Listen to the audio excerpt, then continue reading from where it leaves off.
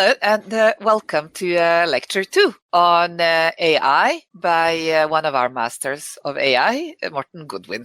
This second lecture will be about a conversation about examples, your favorite examples, Morten. Which examples of AI do you think will help people understand the topic? So where do you want to start? Well, we can start in many places, I think, but I suggest we start with game playing. That is one of the areas where artificial intelligence has really mastered the world these last years. And it was one of the big challenges in the beginning, playing chess, playing checkers, but the researchers, John McCarthy and others, soon realized how complex these games were, that it was tremendously challenging to make an autonomous way to solve it.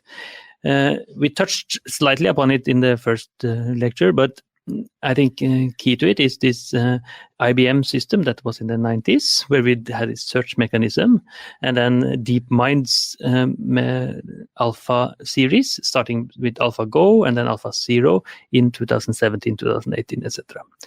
And the reason games are so important is that it is a very controlled environment. We can see exactly everything that happens in a game. We can understand the rules of the game as humans, and also the computer program, the AI, can also understand similarly.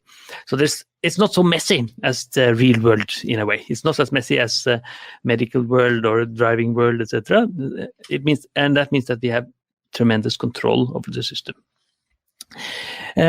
As we mentioned in the first lecture, we had a system where it first trained from human examples, and then it went on and trained without human examples, and it became even better. So meaning that the data that we gave in as humans became an obstacle. We humans did not play Go, in this case, good enough to train an AI. So when we removed humans completely, it became much, much, much better. And that's a good lesson learned, because data is absolutely important. In this case, it turned to be the actual obstacle of the system. I just want to interrupt for a second, because it makes me smile on how interesting philosophically it is as well. Mm-hmm. You know, we see that with the self-driving cars as well, or autonomous cars. Yep. Human is the last bug in the system. Absolutely. But is it, we don't want a system that is perfected and where humans are made completely irrelevant. So I guess this idea of finding the place for humans mm-hmm. is a very, very important ethical area of yep. AI research, and we'll get back to that on sure. what's human, what's machine. But I think we can already bring the human in here, because grandmaster players such as Magnus Carlsen, they use these AI systems to train themselves. So the circle has been completed in a way. So instead of the masters giving chess examples to the chess computer now gives examples back to the human, because we want human in the loop in those areas. And in many other places we want it. Yes, what do you think, Silvia? No, I just can't stop being philosophical here, and I promise I'll stop after this sentence. But I think it's a really important point. So this is making them better. This mm-hmm. is making their chess playing more interesting, more efficient, more fun. And I think what's really important here is that we have found a way to use the technology so it makes not just the world more efficient, but it's making our lives better.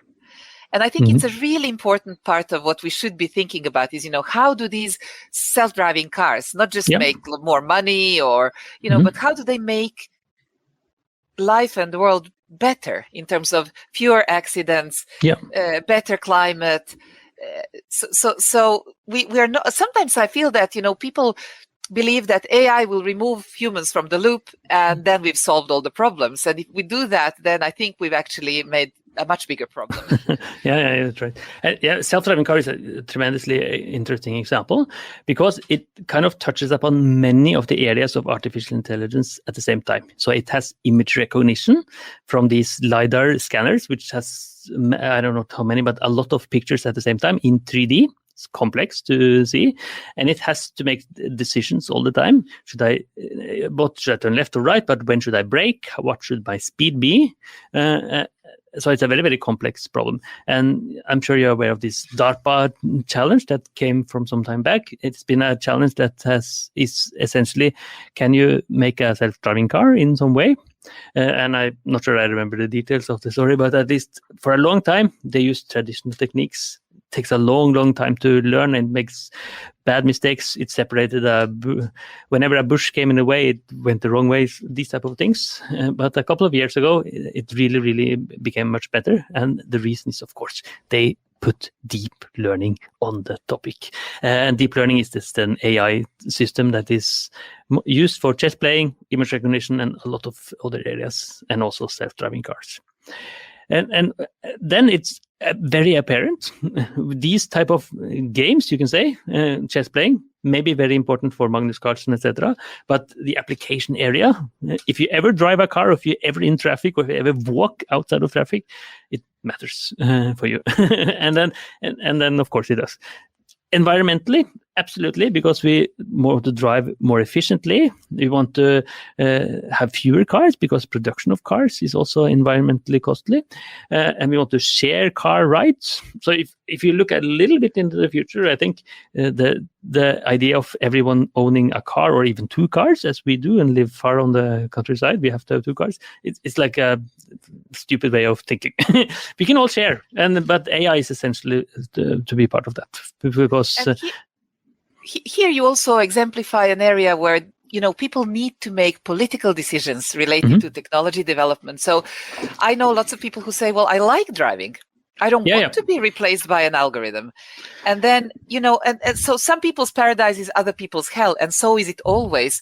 So this is where majority has to decide, do you want more safety, or do you want people to decide if they want to drive themselves or not? And these are kind of political democratic negotiations, but we need to educate the people that this is a sort of a problem you're going to have an opinion on relatively soon. Truly, I fully agree. And you can take that example even further. So there's even people who like to ride horses. Before, everybody was riding a horse, but nobody would say we should only have horses in our streets anymore, because that's ridiculous. But there are still places where people can ride horses, and of course, please go ahead. And I think for driving, it will be the same. Some people like to drive. I'm not one of them. I'm not particularly good at driving even, but I have to. Every day I almost drive somewhere, mostly to my job. And I would much more spend time reading or doing something else, right? And that is the key, because we want to automate those part of the world that we don't really want to spend our time doing. And then that is why the AI revolution is so important, because we see that as a potential many places. Game playing, true. Self-driving, absolutely true. And then we see the same in medicine, where you kind of play games with antibiotic material, for example, and then I think a bit more than a year ago, a bit before COVID, we found a new antibiotic material that needs to be tested in real clinical tests, etc. But it gives the potential of what AI can really do with these game playing systems.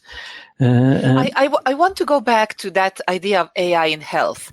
So let's hold that thought, because what I want you is to talk a little bit about it, but also think about the same ethical question we talked about now. So if much more of the job of the doctors and of the nurses and the other staff will be done in some level of AI and automation.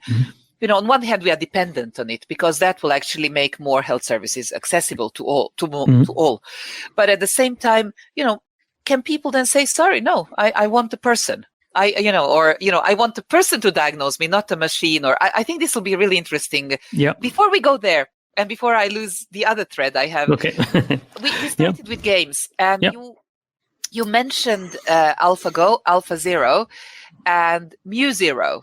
MU0, I don't know about that one. So would you please just help us understand the three?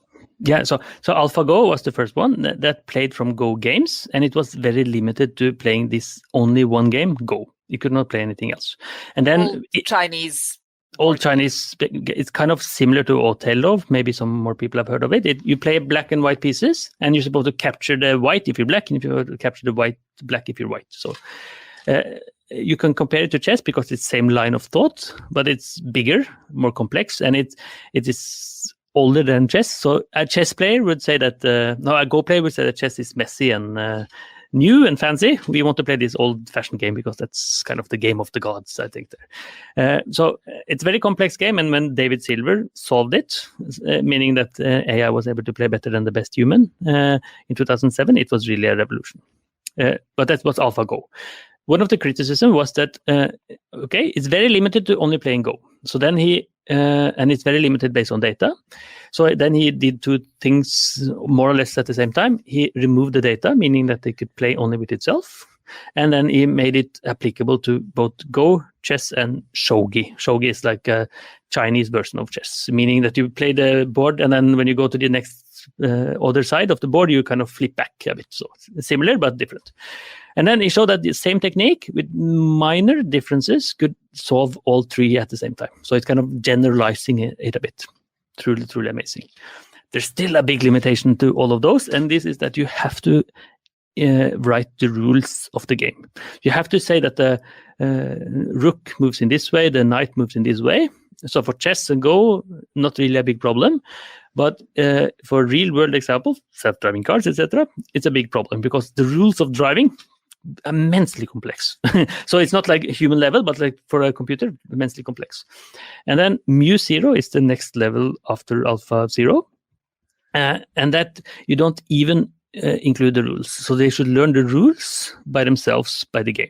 You just interact and say, this, you didn't win, you lost. So it kind of iteratively learns also the rules of the game. And it turns out that when you do that, not even is it possible, but it plays even better than when you add the rules. So the rules themselves are kind of a limitation. And that the key is that this opens for much, much more application areas. And then he didn't do only those three games. He went back to Atari, meaning that he could play all of those Atari games, not adding the rules of any of them. Just please learn the rules. Please learn how to win. And the assumption is then, please, you can do that in real life world, medicine, finance, etc., without adding the rules there. So if I try to simplify mu0 sort of algorithms applied to health, could then diagnose a cancer without having been told that this is the patterns you're looking for, this is the color, this is the type, the shape, the whatever. They can figure out these. They can figure out what the game is, what I'm really looking for. Exactly. Yeah. So I think the patterns themselves they kind of figure out anyway, but it's more that what affects a certain system. So when you do diagnosis, you typically do it in what we call the supervised way, meaning that there's one correct example. But sometimes you would say that maybe this medicine affects the patient differently than this patient, for example. So those kind of rules, which is very closely related to individualized medicine, which we think is the future of medicine.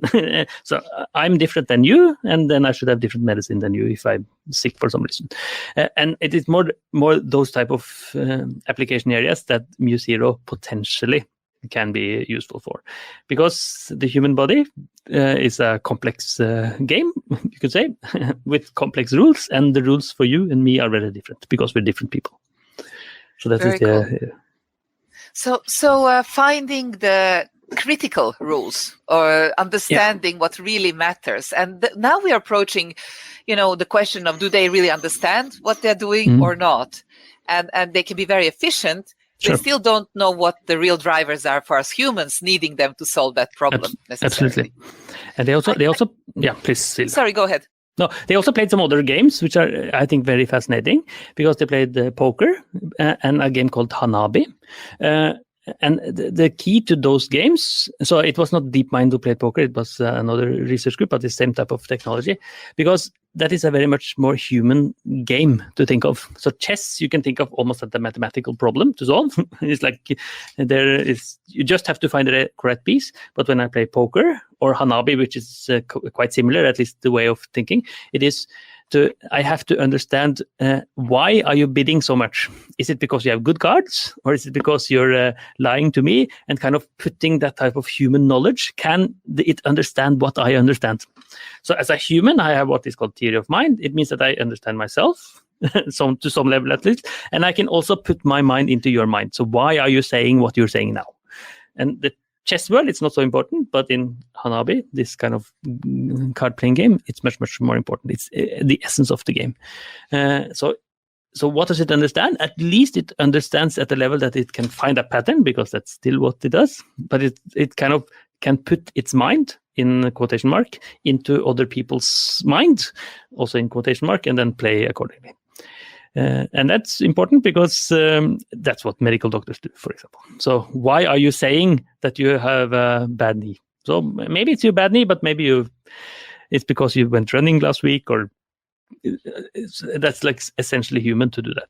So So this human understanding, finding again patterns in our behavior and in our psychology, I think will be a super important and very interesting part of applying AI to social problems.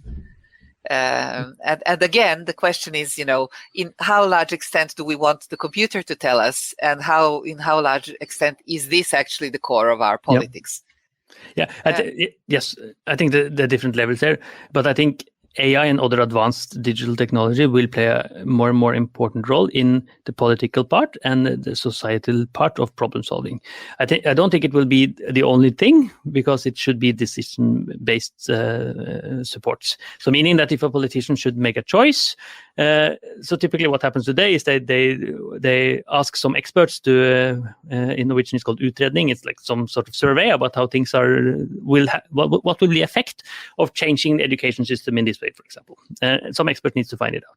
And in this case, AI could play a significant role, saying that if you change it this way, this may be the effect. If you change it this way, it may be an effect. And then in the end, it's like a political and in a way ethical way.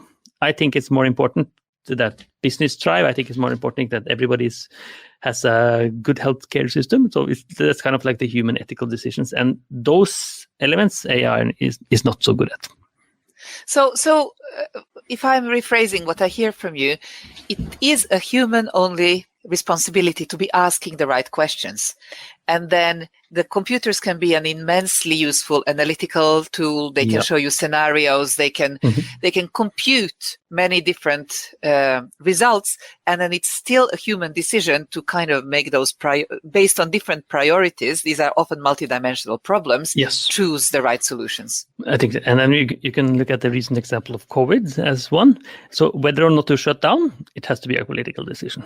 But the potential spread of the disease, the potential impact of shutting down, the potential impact of not shutting down, the potential impact of sending vaccines to Oslo versus another area, for example, could and to some extent are AI-based solutions. But in the end, there has to be some political, at least political-like system that makes the decision, because it's such a human way of thinking. Yeah. So I think actually we in many ways answered my question about healthcare AI and ethics, or the social side of it. Basically, we will want people in roles that require you to have, this human understanding of relations, of history, of politics. And it's messy, but it's uniquely human, and then we can't leave that to the machines. But we want to use the machines as really great tools. I want to ask you, we have about 10 more minutes in this lecture, and I'd like us to talk a little bit about. You said chatbots, and you said protein folding, and I would like to ask you about a very recent and relevant example on Corona or COVID. Vaccination, or where was AI useful in the pandemics and where it wasn't? I don't know. Where do you want to start? Yeah, so let's start from at the end. I think so. AI wasn't used that much in COVID. It was other techniques mostly, but there is absolutely examples of COVID-based AI, and that is for prediction of disease, for example, through social media or through other area. And it is a prediction of where there will be future breakouts, and even but even more importantly, I think, because those systems also can be used without AI, is kind of resource allocation based methods. I don't think in Norway it was used at all, I would say, but what you can do and what was used is that you can say that there's a need for a system to send vaccines in this area because of some logistical issue, it will take longer time than in this area, etc. And it's been projects on that, even at my university, to kind of make this more efficiently in a way. It tells you the potential for AI there, but it also tells you a bit of the limitation, because in the end, mostly this was a human-based approach, because we want control. We want to be completely 100% sure that this works perfectly. And also there's, fortunately, I would say, not many examples of pandemics in recent history that can be used as an input to training those type of systems. So let's say COVID-25 or COVID-29 may be more applicable to have more AI as useful, because it's like the third or fourth example of it. And then we can track back. AlphaFold, it kind of pushes the same boundaries as game playing, because it's very, very similar technique. It's not AlphaZero for game playing, but it's AlphaFold for protein folding. So protein folding, as probably some of your listeners know, is that you have some sort of proteins in your body, and when you just stretch out a protein, it folds in some certain way. And how it folds and the final structure, so biologists and people with medical experience can tell what the protein does. So does it bind to this molecule and then this medicine will work, or does it bind to this molecule and it will this type of side effect? But giving the set of protein, which is often known of a medicine, for example, and it's the way it folds, is a big problem, and has been for many years. And then there's this big competition that happens every second year. Can you use AI or any other technique you like? But recent years, people are using AI to predict these type of folding systems. And then DeepMind, again, one of the big tech companies in the world here, Google DeepMind, they were able to more or less solve this type of protein folding system. And that means that you can give it a protein, it can tell you how it folds. And just a couple of weeks ago, they released that it is a public article on that, and even open source code doing exactly the same. So we were a bit skeptical. Would this very, very important technology be owned by Google and only Google, or will it be given openly? And in the end, they gave it openly available out. And Nature, this journal, most famous journal, I think, said that this will change everything. This is the most important scientific discovery last 10 years. And they think, or they philosophized, I guess, they speculated that it will be the future of medicine in a couple of years. It will be the future of reducing plastic waste, because you can specify proteins to chew, I guess, plastic in some sort of way. And also environmental problems. You can bind proteins to specific carbons, and it kind of solves part of it. Key to it is learned from an AI system, and it just gives you the potential of this type of revolutionary technique. Where you think AI is limited to Go and chess, etc., turns out just apply it to any other area. A lot of human intelligence, of course, but a lot of artificial intelligence also, and then you have yourself the next revolution, which is what happened there. So we'll go back to chatbots as well for just a couple of minutes, but I have to put two remarks here, Morten. So one of my favorite books, as I mentioned to you before, is one called Deep Learning Revolution by a guy called Teres Sejnowski, who's in my mind one of the fathers of this area, and I adore him and I adore the book. And the other book that I'm thinking about now that I really enjoyed is a book called The American Prometheus. And it has nothing to do with AI.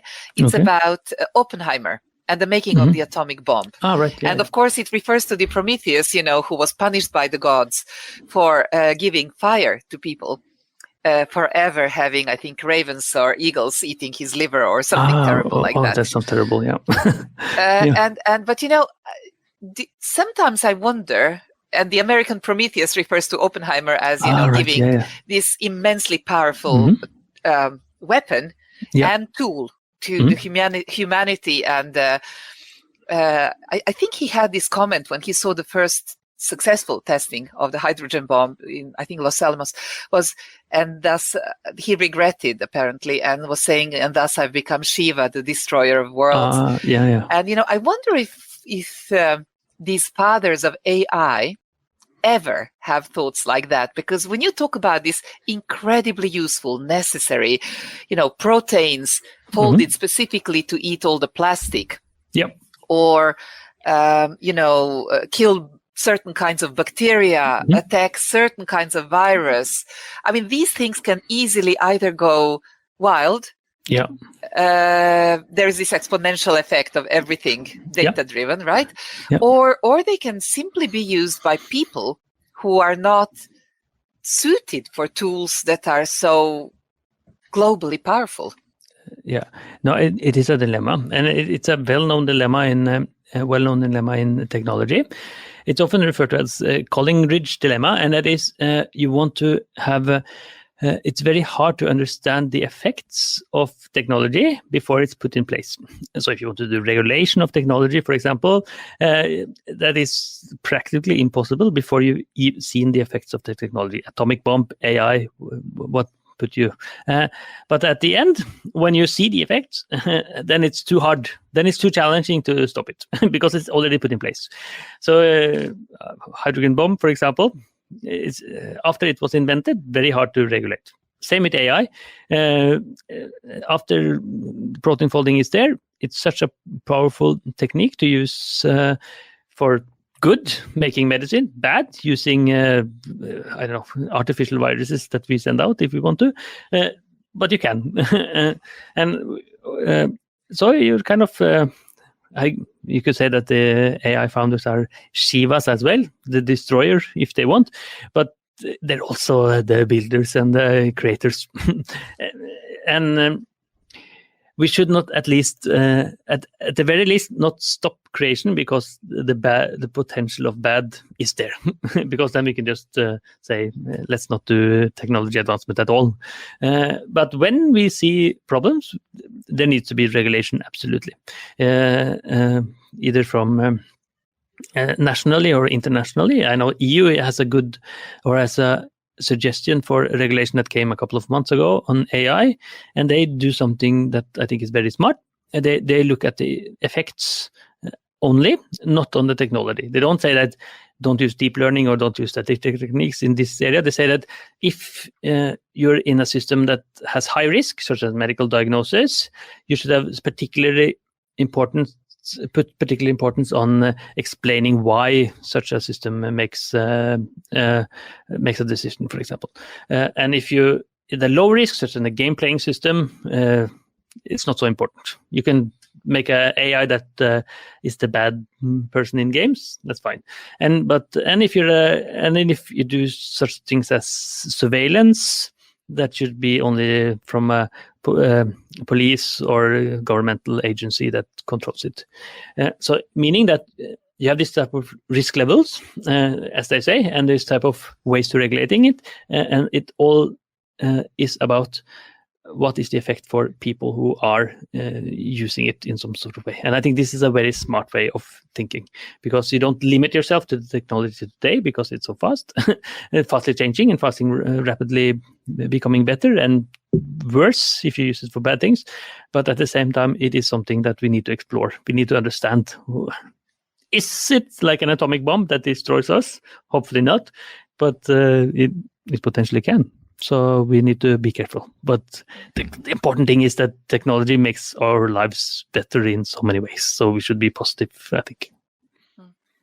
I completely agree. I think that it's necessary, and you it's a Pandora's box. You can't close it. Yeah. And if one person doesn't invent it, another one will. I think it has a force of its own. That's true. But it's necessary for us to think about the future in an optimistic and loving way, as wishy-washy as it sounds. And it's necessary for us to learn about this technology. Otherwise, we can't have any opinions about what's good, what's bad, right? Or it'll be opinions that are irrelevant. So it's all about educating the people. Yes. which is why we have this masterclass, isn't it? So it's true. Exactly. Listen, Morten, we are going to finish lecture 2 now. Okay. And maybe we'll save a little bit on the next lecture just to tell people as we talk about the tools and the tricks and tactics of this on how it's applied in chatbots. Does it sound okay? Yeah. So you mean that we move the chatbots part to the next one? Yes. Yes. Yes, that's fine. We can talk about chatbots, absolutely. Yes. Cool.